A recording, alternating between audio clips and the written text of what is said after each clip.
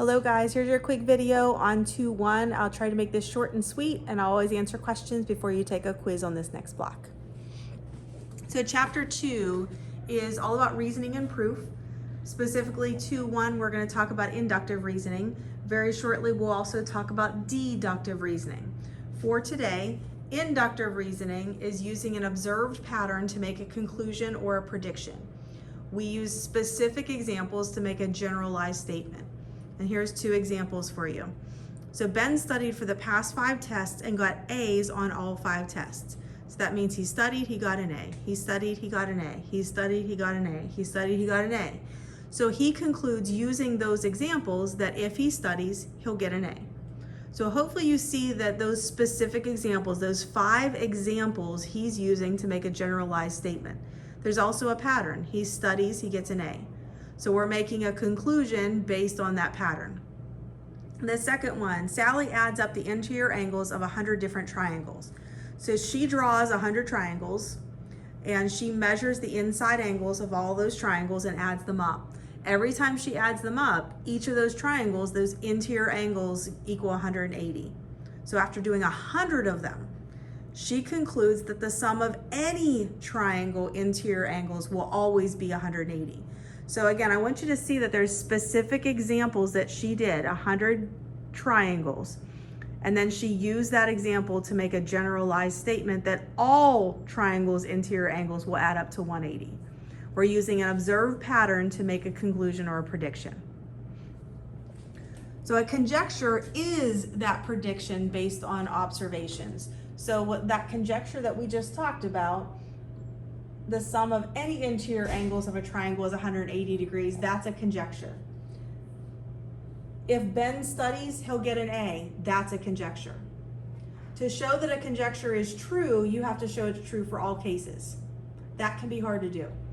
To show a conjecture is false, find one counterexample, and that's what I want to talk about next. So here's some examples. It says, show the conjecture is false by providing a counterexample. The first one, the conjecture is all prime numbers are odd.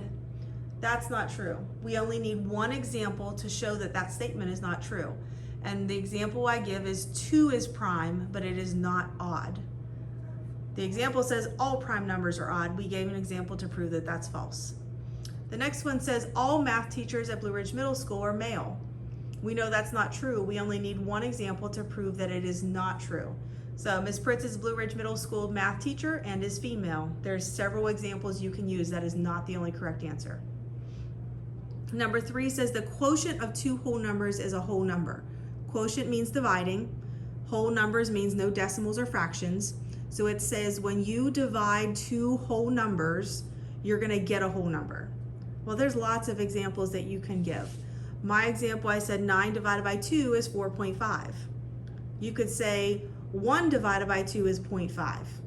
Anything that does not give you a whole number is a good example of a counterexample to prove that that statement is false.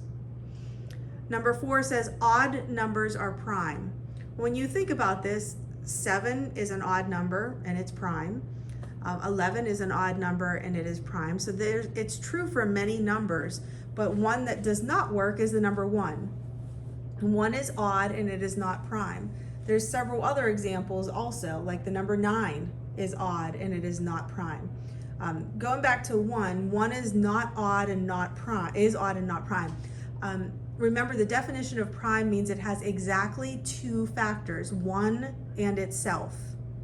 Well, 1 has only 1 factor, only 1. You can't break it down into anything other than 1 times 1. So 1 is not a prime number. Because we're using patterns, we want to continue patterns. So this says sketch the figure, the next figure in the pattern. If you look at what this pattern is, the first triangle has a side of 2 dots. The next triangle has a side of 3 dots. The next triangle has a side of 4 dots. So if you were asked to do the next one, it would have to have a side of 5 dots. Again, following that pattern. The next example, if you look at these 4 blue pentagons, the pentagons are all the same, but the dot moves. So from the first one, the dot kind of starts here, it skips this one and goes to this one. Then it was here, it skipped this one and goes to this one. It was here, it skipped this one and goes to this one. So if I'm asked to write the next one, so it was here, I'm gonna skip this corner and move to this corner. So that black pentagon is the next one in that series of patterns.